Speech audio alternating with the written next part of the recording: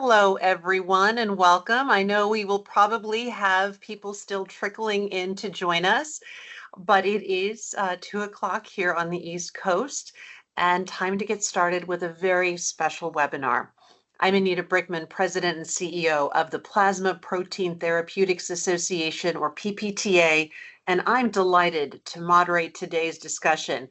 And we are here to explore the patient experience of people who use plasma-derived medicines. And we're going to do that through the voices of those who live this experience every day. The patients and healthcare professionals who care for them, and some of them are joining us today. We have Laura Rohe. She lives with common variable immune deficiency, also known as CVID. In addition, she is an infusion nurse who treats people with plasma-derived medicines. Zuiho Taniguchi, who was diagnosed with von Willebrand disease as a child and who also has a child with the same inherited bleeding disorder. Patty Calabro, who was treated for Guillain-Barré Syndrome with PDTs and is now a staunch advocate for patients. And Lillie Hunnicutt, who went undiagnosed with CVID for a decade before finally receiving immunoglobulins that helped her get back to the active lifestyle she now enjoys. I want to thank you all for being part of this great opportunity to share your perspectives. So before we begin, I'd like to take a moment to frame today's conversation. Plasma-derived medicines have truly changed people's lives who deal with rare and chronic genetic conditions. Yet challenges, as you can imagine, still remain. And we want to take this opportunity to kick off International Plasma Awareness Week to hear about these firsthand experiences, to talk about what's working well and where we can still see room for improvement. Let's get started with some personal stories. Patty, could you share a bit about your diagnosis journey and what plasma-derived medicines have meant for you in getting over GBS? Sure, I would love to. Hi, my name's Patty Calabro, and approximately 2 years ago, I was diagnosed with Guillain-Barré Syndrome. I had never heard of it. I had just gotten back from vacation. I thought I was getting a cold, and a few days later, not getting any better. So I tested for COVID. I had never had COVID before. I tested positive. It shocked me. I took 3 more tests. So this was a Tuesday, and by Thursday, I was starting to feel numbness in my hands, my feet. My legs were buckling. My husband took me to the emergency room, and they basically told me that I had a very bad case of COVID, that I should just go home and rest. By the next day, I was completely paralyzed from head to toe. They had to get me out of my home by ambulance and took me to UC Davis Medical Center in California. 9 hours in the waiting room, but they gave me the most amazing care. They pretty much knew before I had a spinal tap, which was the way that they could diagnose Guillain-Barré with proteins in my spinal fluid, that they were telling me that basically it would take me a very long time to recover. I would literally need to learn how to do everything in my life again. I would have difficulty swallowing. I would be put on a feeding tube. I would probably be intubated, but that I would be treated with a medication called IVIG. Again, I never heard of it.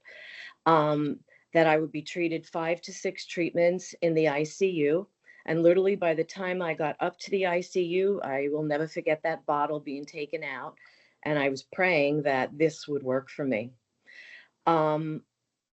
It was pretty debilitating. I was in the hospital for a month getting the treatments. When I left the hospital, I was sent to a long-term acute rehab where they pretty much got me moving. I had 3 hours of physical therapy a day.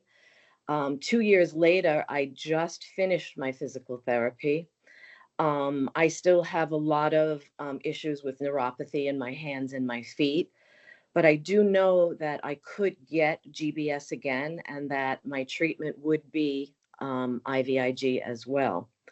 So without donations of plasma, I don't think I would be here today. And as Anita said, I really am a very staunch advocate of this because it saved my life. And I can't thank enough for being treated with IVIG and me regaining my life again. Patty, that is so inspiring. Thank you for sharing that. Had to be such a frightening experience. And again, things that you had never heard of had come into your life, but this transformation, this journey back to health has been made possible with plasma. Z, you were diagnosed with your bleeding disorder at birth, but at the time there were no treatments for von Willebrand disease. How was it growing up with that, and what's life like today? Yeah, thank you. So I was luckily diagnosed at birth at UC San Francisco. But in 1977, there were no available treatments. And I was only offered cryoprecipitate or FFP. And I didn't receive factor as a child. There were language barriers with my parents and the hospital. So growing up, I faced numerous roadblocks. I've had clinicians that were hesitant in treating me at their clinic, dentists that used to refuse to clean my teeth. My healthcare now, though, has changed greatly. I have access, and now clinicians are better educated. That's great. That's great. And I think that hopefully that continuing awareness will only get better.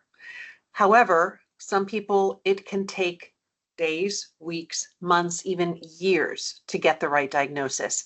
Lillie, it took you 10 years, if I understand this correctly, to get a diagnosis of CVID. Tell us a little bit about that road and now how you use social media to share your story and hopefully inspire others to get the treatment they need. Yeah, of course. Thank you, Anita. I was a young woman with stomach problems as my primary concern. And as you said, I spent about 10 years navigating mostly GI doctors and numerous other care providers and specialists. And I was repeatedly told that my problems were stress induced. So my results would come back normal, and I was told to go home, manage my stress better, to try therapy, meditation, yoga, just get better sleep or exercise. And of course, the problem was my deficient immune system. So none of those things worked for me. It took a lot of tenacity to continue looking for answers when I had been turned away so many times. But I just knew that there was something going on in my body that hadn't yet been identified. And, finally, after those 10 years, when I saw the immunologist who diagnosed me, and he said, it's not in your head, something is wrong, and I think I know what it is. And he told me about IG therapy. And, as Patty said, these are things I had never heard of before. It was never on my radar, or had not come up in those 10 years of navigating the healthcare system. So I'm really passionate now about spreading the word about primary immunodeficiencies and plasma-derived therapies, especially young women who often face similar barriers trying to get the healthcare that they need. And in the last few months, I've started sharing my story on social media in the hopes of helping more people learn about immune deficiency disorders, understand some of the barriers they might face in the healthcare system and how to navigate them, and of course, inspiring more plasma donors to help provide this life-saving treatment. I think it is so important that you're doing that because your symptoms clearly seem to point to something else, but it was an immune deficiency. And with some of these rare disorders, we have healthcare providers who just aren't as familiar with them as we would hope they would be. Now, Laura, you are an infusion nurse and a patient yourself. Do you see a failure to acknowledge hallmarks of immune deficiency, and how can we get more providers to recognize that this is a possibility?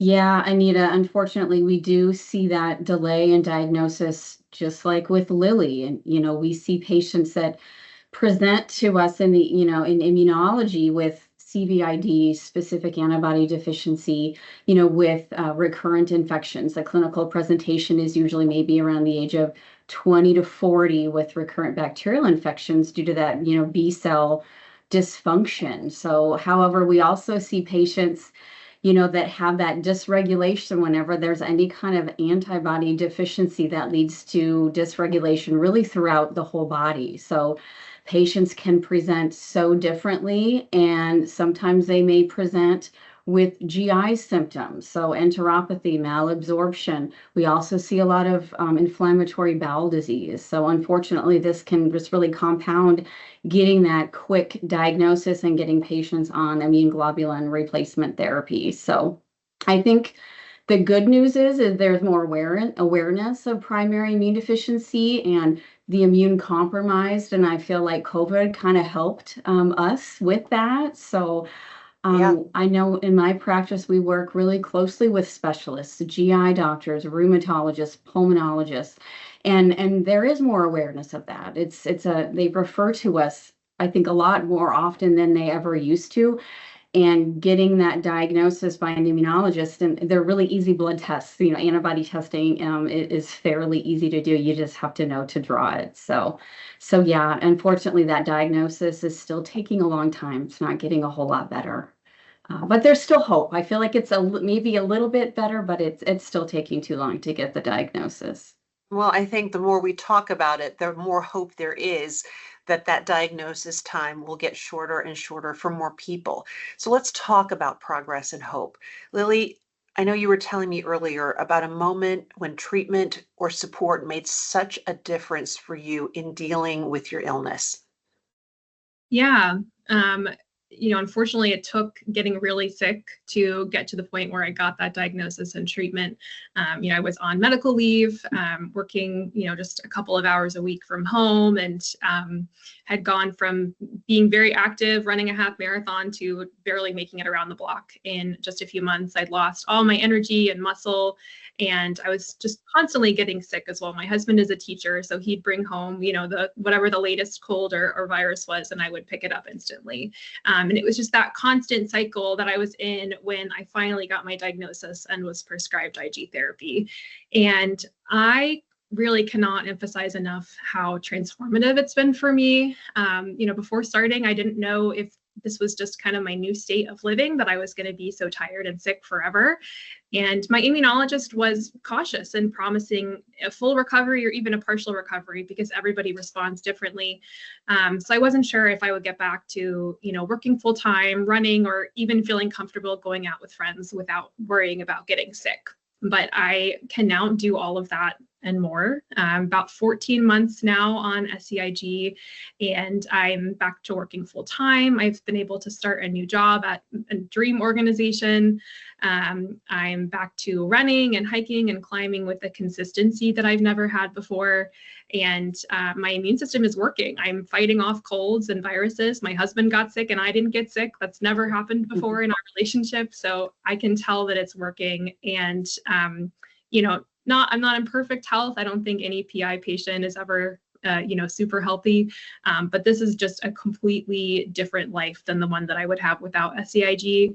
And I'm just incredibly grateful that it's an option and that it works so well for me. And I think we should point out, though, that to keep this state of health, you need regular infusions. Is that right? That's correct. Yes. So, I'm not able to produce those antibodies, and they have to be constantly replenished because they're used up as they're created or as they're infused. So I infuse every week and will do so, indefinitely, at least until there's some sort of evolution and treatment.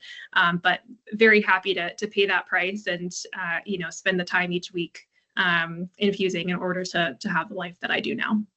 And I think it is so important for those people who donate plasma to hear this. There is a constant and growing need, but a plasma donation can literally restore someone to health and well-being and living their best life.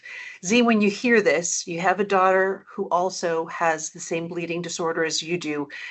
Does this give you hope that she will be able to have the ability to thrive as a young adult and throughout her life? Yeah, absolutely. There's a much brighter future for my daughter, and that's due to the awareness and the education of treatment that's been going on for the last 20 plus years. There are now advocacy groups, VWD support groups, PPTA, CalPlasma. So this has all been a concerted effort, and it's very effective. And she's going to be much better equipped than I was at 9 years old compared to my upbringing. That's great. That really is great to hear. Patty, let's go back to you. You got your family really involved in your recovery process, but also did they begin donating plasma after learning what happened to you? Yes, they too had no idea about plasma and what it does and how many people that it can help. Um, they decided to as well donate plasma, and I try to educate as many people as I can, my coworkers, my friends, my family. I think changing the stigma of plasma donations, because a lot of people think it's about people getting money. But honestly, I call it a win-win. If it helps another person out, if they need the money, that's okay, because look at what it's doing for all of us. It truly is a win-win. And I just saw my neurologist the other day, and I too would one day like to donate. I can't yet, but that is definitely a goal for me, and I would love to continue doing that. So I think education and is so important. No, I would agree. And I think there are more people out there than the public realizes that donate plasma because they have been touched by someone in their family, a friend who has needed a therapy derived from plasma. So there are many motivations for people going into a plasma donation center, but the outcome is the same. That plasma is used and can help hundreds, thousands of people. The proteins, the antibodies in plasma help so many patients. And I think that's what we need to focus on. Laura, I'm going to take this back to you. You've treated dozens of people with plasma-derived therapies through the infusions you give. And as someone who receives treatment yourself, can you tell me a little bit about obstacles you've seen in the healthcare system and how would you tackle them if it were up to you? Oh, there's just so many, Anita. Unfortunately. Being a prior authorization nurse, I think, prior auths are, probably the biggest one, That especially when means you you get, have to get sign off, right? Just so people understand before yes, you can get give the treatment. approval from insurance company. Yes. And it's usually hopefully a year, sometimes just 3 months, sometimes 6 months. So, when we first have a diagnosis for a patient, we need to get them on therapy right away. Like, in Lily's case, we need to give those antibodies, to keep them healthy. Right. So, we're really wanting to get them started as soon as possible, but we're at the hands of the insurance company. And sometimes you can get a prior authorization instantly, quickly, online. Sometimes it can take 15 business days. So it takes a really long time. The other obstacle that we have is, IVIG really is not interchangeable. There's no generics. Each patient is unique and so is their treatment option. So the provider really does need to choose the best product for each patient. And we still have challenges with formularies. Certain insurance companies only want to have a certain product. We also see issues with the sub-Q route versus IVIG route. We've got IVIG, there are 5 and 10% concentration products. With the sub-Q route, there are 20% products. So, it's, seeming to be common to see an insurance company having only a 10% product. So, we ideally like a lower volume for our sub-Q patients. So we're fighting with insurance companies and trying to get the right product for each patient. And, like Lillie had said, patients are on IG, patients with antibody deficiencies for life. This is a lifetime thing, and it's replacement therapy. So the other challenge that we have, and I've worked with the PPTA on this, is the issue with the skilled nursing facility. And when you have a patient who's Medicare age, and we in my practice have a lot of patients that are Medicare age, and they're living normal, healthy lives, but as they turn Medicare, if they have to go into a skilled nursing facility, whether that's from pneumonia or a severe infection or maybe they break a hip or have a total knee replacement, just like any normal person would do. They're not allowed to get their immune globulin in the skilled nursing facility due to that bundled payment from Medicare. So I know the PPTA, the Immunodeficiency Foundation, is working on hopefully getting a fix to this, to fix that payment problem, because that is a problem. My patients go to a skilled nursing facility and then we find out, oh, you can't get your infusions. So, I mean, that could be devastating. They could get one infection, a severe infection, then wind up back in the hospital. And this happens all the time for me. So yeah, those are some of the challenges that I see on a day-to-day basis working. Yeah, no, they're definitely there, and PPTA is committed to working with the Immune Deficiency Foundation to try to solve this issue.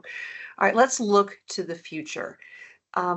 What gives you hope as patients, Z, as a father, when you look toward the future, and what are you doing to accelerate awareness? I know I've gotten to know you through CalPlasma, and you're a staunch advocate. What does the future look like, and what are you doing personally to make it better? Well, if you asked me this question 20 years ago, I would feel hesitant even starting a family. That was Okay. where I was going with this, as a young man. And now the future as we see it is bright. And I would continue to ensure plasma is available, take the necessary precautions for safety. Let's Yes. educate both the clinicians and the broader public, both VWD and plasma. I think it's just these steps, they might seem small, but as time goes on, you can see this huge progress, and this continue this. You're exactly right. We do see earlier diagnosis. Patients are living longer. They're living better because of these therapies. But you raise a very good point, Z. And that's why PPTA is so committed to donor health and safety, as well as to patient health and safety and access to these medicines, because it is a continuum. Without the donors, these therapies are not possible. Laura, what about you from your perspective as both a patient and provider? What does the future look like? Well, I'm also, very hopeful. I think spreading the awareness, is the number one thing. Immune globulin really is the only treatment option for patients with antibody deficiencies. And we rely on donors who take the time to donate. I mean, I think it takes around 130 different plasma donations to treat a person with primary immune deficiency, for an entire year. It can't be manufactured in a lab. We as primary immune deficiency patients rely on these donors that give us these circulating antibodies to protect us from infections and keep us healthy so we can live normal lives. It's, truly life-saving. And I feel like sometimes we kind of take it for granted. It's my infusion, it's my infusion day, or, you kind of forget that this is from a person, this is, donated. People taking the time out to go and donate plasma. So I think just spreading more awareness and thanking the plasma donors for giving us this amazing gift. I always encourage anyone that I can to donate plasma. That's great. Lillie, talk about spreading awareness. Tell us a little bit more about the way that you're doing that with your social media, and what has been some of the response you've gotten? Mm-hmm. Yes, I'm, very early on that journey. I just started kind of talking about my experience a couple months ago, because I really just felt this need to educate other people that they have this, magic in their veins and their blood, and it's just such an easy thing that they can do to probably help somebody that they know or somebody that they know now who could have a condition in the future. This Right. doesn't just treat patients with conditions that we have represented on this call. It's also for patients who are on chemo and have a reduced immune response because of that, or people with liver disease. Like, there's just so many uses for it.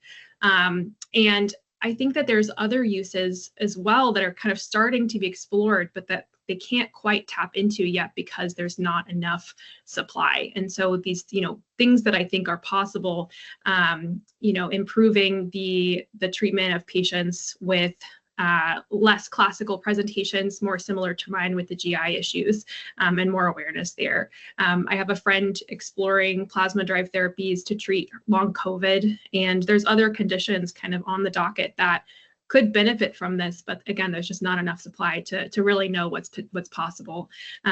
So I'm very motivated to not just help others find the care and get that diagnosis earlier, but to help kind of the average everyday person understand that they have the power and the ability to do something really positive and impactful. And it just takes a little bit of their time. They can get paid if they would like to, but it's just so transformative for others. And, you know, we live in a very tumultuous world right now. I think that we all need to feel that we can have an impact and spread some positivity and hope. And it's just a really great way to do that for everybody.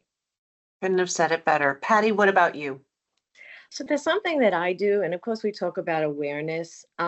On my social media pages, I have like a lot of the plasma donation centers. And when people write on there and they comment, I thank them. I say, thank you. Thank you for donating because you've saved my life. And I think it's so important that we spread awareness and we let people know for what they're doing and how they're changing people's lives. It's so, so important. So I felt it was important to say thank you to all these people.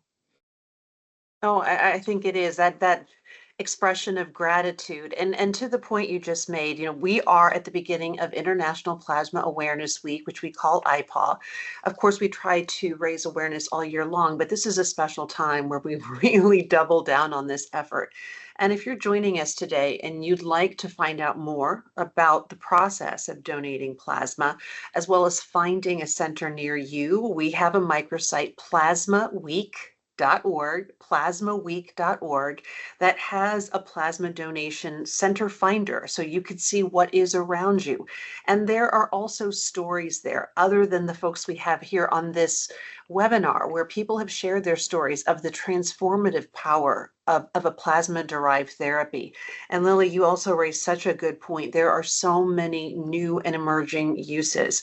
When there are better and more powerful cancer treatments than we've ever had before. But as people go through some of those very arduous treatments, it takes such a toll on their immune system. So while they go through that treatment, immunoglobulins can help keep their immune system healthy enough to get them through it. We talk about plasma-derived medicines being used in shock, trauma, and burns. In some cases, when there's a blood incompatibility between a mother and her unborn baby. I mean, I don't think that people understand how many lives are touched by plasma. But then we have to go back to the number of donations it takes to derive those infusions that Laura gives. So I just want to thank you all for being here to talk about this. And we're starting to get some questions in from the audience. And let's see here. How do you recommend connecting? This is a very good one because you are all now very involved with different organizations, but how do you recommend connecting with other patients to build community and feel less alone? Because I imagine the first time you get this information, it's like, okay, wow, I feel very alone. How do you change that? Who'd like to start here? I don't mind starting. Thank you, Z. I think at an early age, at 15, I started to volunteer at my local chapter. I sat on various boards. Volunteering is a way to meet people and to, a lot of times you'll meet even this patient with the same condition. Currently, I sit on the Bleeding Disorders Council of California, and I still get to meet patients with VWD and hear their stories. So I just think that whatever country you're in, try to find that local support system. Online now is a major tool, as everyone has mentioned, right? And so we're much better connected than ever before. And if there isn't one, then take the initiative to start one and get it out there, because if no one's going to do it, at least you can. And I know so many of the patient organizations do offer that connectivity, the networking, as well as resources that help patients deal with their condition. Laura, what are your thoughts on feeling less alone or making those connections? Absolutely. Yeah. Because when patients are diagnosed with a rare disease, whether it's, a primary immunodeficiency or hereditary angioedema, they know nobody who has this disease. So they have no idea, really how to live and who to talk to. And then we talk about different treatment options. So, they do feel alone. So I always, recommend the Immunodeficiency Foundation for patients with primary immune deficiency. A wonderful, nonprofit advocacy organization dedicated to patients and caregivers, spreading awareness with primary immune deficiency. I'm a member of the Immunodeficiency Foundation, nurse advisory committee. So I do have all of my primary immune deficiency patients reach out. There's the Hereditary Angioedema Association as well. Yes. And everyone's on usually a specific brand, specific product of immune globulin. The manufacturers also have just a great hub that patients can call and enroll in all of the eligible programs, and also talk to a patient advocate as well. So if you're somebody who's maybe not on social media, you can definitely reach out to the manufacturer, because they do offer some patients or caregivers that can offer that support for patients with a rare disease. Very good point. Patty, what do you think about making those connections? So for myself, I'm on the Guillain-Barré website a lot, and especially family members will post, my loved one just got their first treatment. How quickly can I see changes? And just by giving them a little hope and explaining from my own experience, I know that when I was in the hospital, my daughter-in-law reached out to somebody on Reddit who had Guillain-Barré, and they spoke to me and let me know what my journey would be. And it really helped to build me up that there was hope. So that's what I try to do with other people who are diagnosed. Reach out, help them, and give them my experience. Of course, not everyone's experience will be the same. And the duration of time that you can suffer with this is very different. But it does help a lot. Great. Lillie. Yeah, I definitely would second what others have said, but the best place for me has been the CVID Facebook group, which I was very pleasantly surprised by. It's run by the Immunodeficiency Foundation, and my immunologist recommended it to me when I was first diagnosed. And, as I said, I've never heard of the disease, I've never heard of the treatment, and I was just kind of floating, unsure what was going to come next and how soon I might feel better. And in my case, I was diagnosed about 3 months before my wedding. And I was wondering if I was going to feel better, if I was going to, have to adjust my plans. And I went on the Facebook page and introduced myself and just kind of explained my situation. And I said I wanted to get back to running, and, I'm hoping to feel good at my wedding in 3 months. How soon did your IG help you? How much better did you feel? And the responses just poured in. People were so welcoming and gave me, hope and compassion, and told me about their experiences. And, it's very anecdotal. So you hear a lot of different experiences. People have very different connections with the disease, with, what they are, what treatment they're using. There's a lot of variety there, but people really are there to support one another and share experiences and kind of crowdsource information. So that's been a great source for me. I think it's kind of coming up on other social media platforms. There's not a lot of us with CVID talking about it over on Instagram where I am. Probably there's more on TikTok. I don't know, but the Facebook page is a great place to start. And I'm hoping to kind of spread that to other places and hopefully reach other generations as well, because there is a little bit of a gap there on who's using what platform. But yeah, Facebook is a great place to start. I think the one area we haven't mentioned as well, because we don't have a patient representative on today, is Alpha-1. So that is another group that is very active on social media. People who have this inherited disorder that can affect the lungs and the liver. But getting the diagnosis and getting that awareness and doing it early is so important for Alpha-1 patients as well. So I didn't want to not mention that. Laura, as far as people being on different treatments, I have heard that people tolerate certain ones better than others. If they're doing well on one, they certainly want to maintain that and not lose access to that treatment. But do sometimes people need to switch if they have a sensitivity of some kind? Absolutely, absolutely. There's, a lot more options now that patients have than they ever have before. When I was first diagnosed back in 1989, it was only IVIG at the time. Now there's so many different options, for subcutaneous infusion. So for sure, I feel like, if you're not tolerating a certain route, definitely speak up, talk to your healthcare provider. So there are so many options now. We have a lot of patients kind of really doing the sub-Q route. I think that giving them some of that freedom and autonomy and the ability to infuse at home, do a self-infusion, I think that really appeals to a lot of patients. Also, with maybe less systemic adverse reactions that we can sometimes see with IVIG, which is once a month or every 3 to 4 weeks.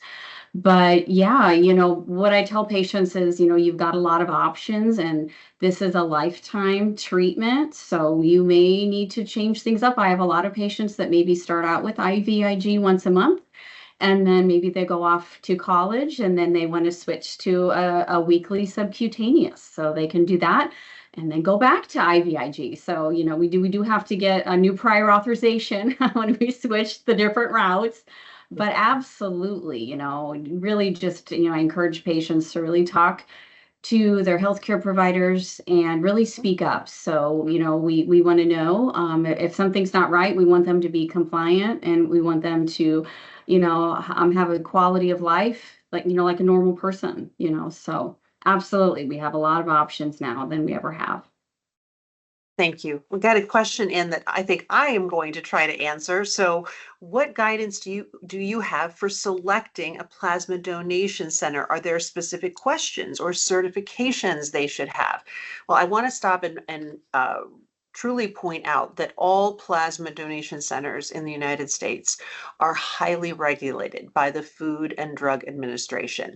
But in addition to that regulatory oversight, PPTA also has a voluntary certification program called IQPP, the International Quality Plasma Program.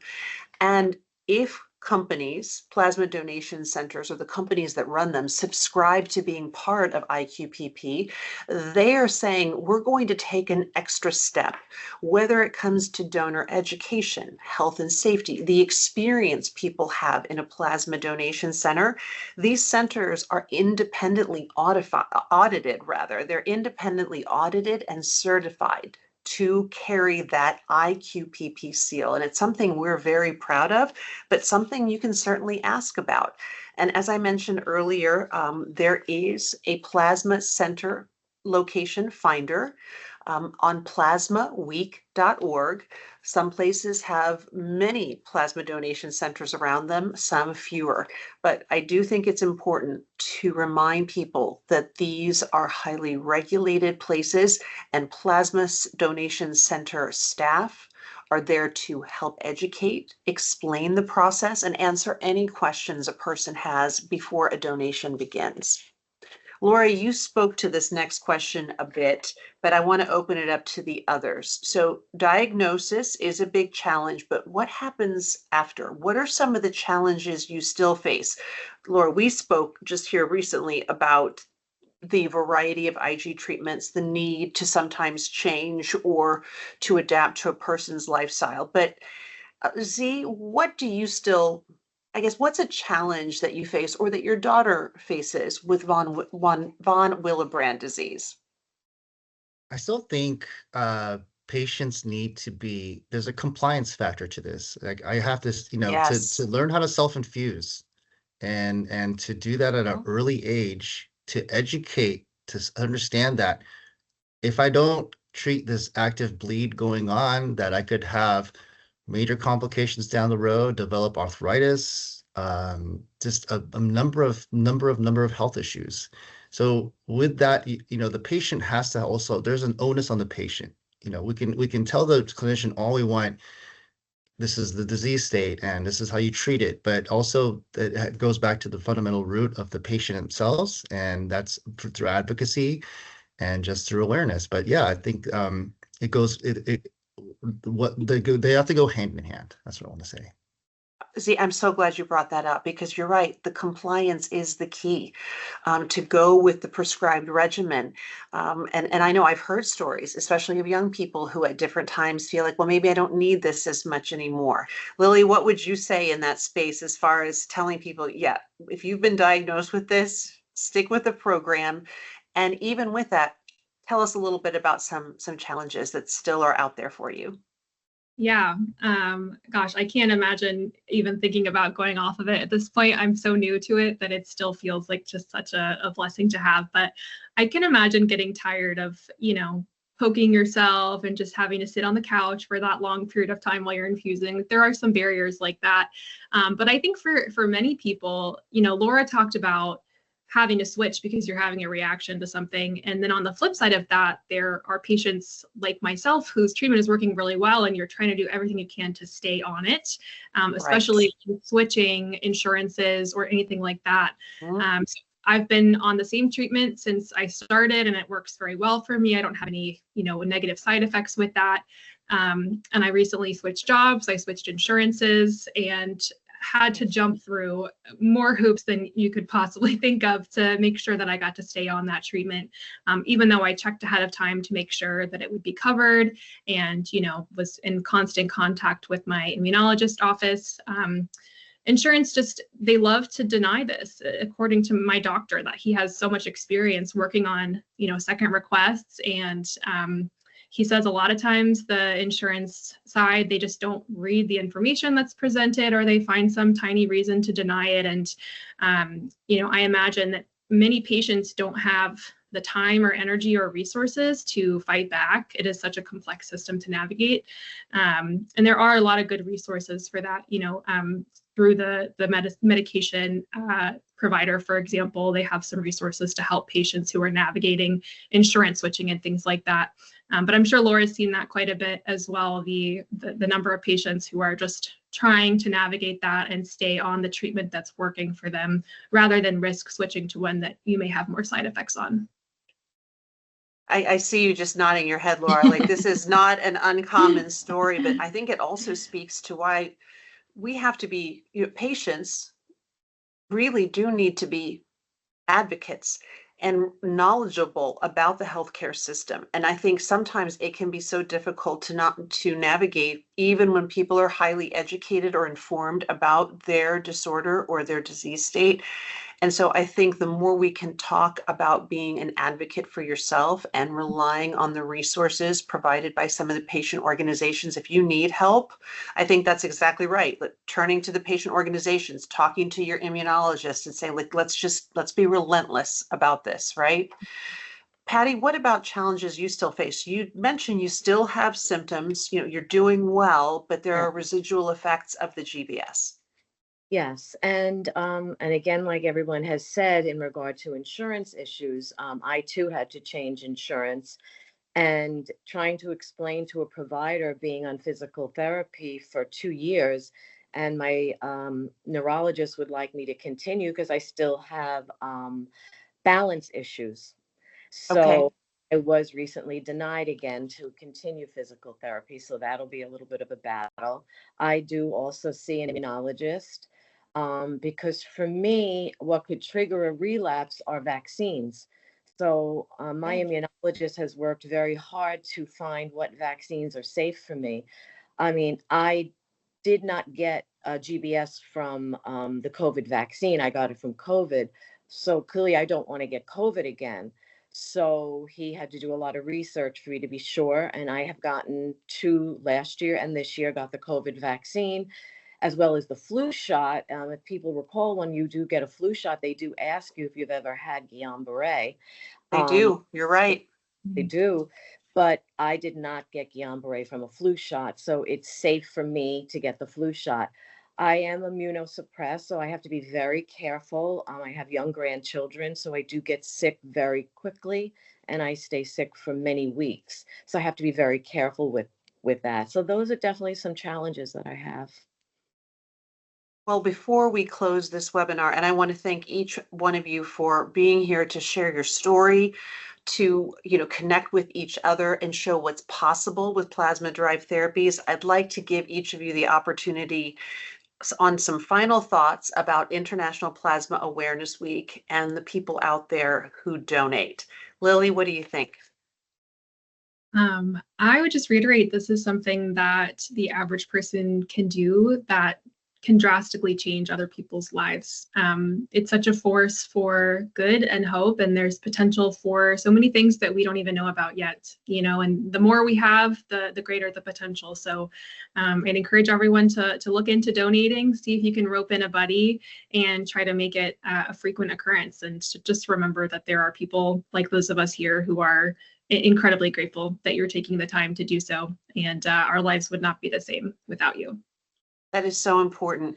And I think it is also critical to point out that we rely on regular, repeat plasma donations to simply get enough to make the medicines to meet patient need, and that need is growing.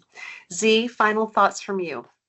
Yeah, just thank you all for this concerted effort. Thank you all to the donors. There is a role in everyone that can play, from plasma donation, advocacy, clinician awareness, and I think it's just going to keep growing. Patty?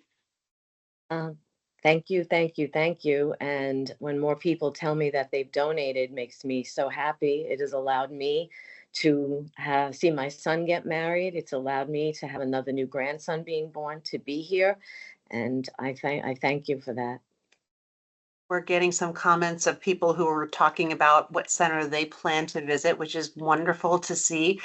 Laura, I saved you for last because you have been so involved with PPTA, writing an article for us about your experience as an infusion nurse, as a patient. So I think you do have a unique perspective.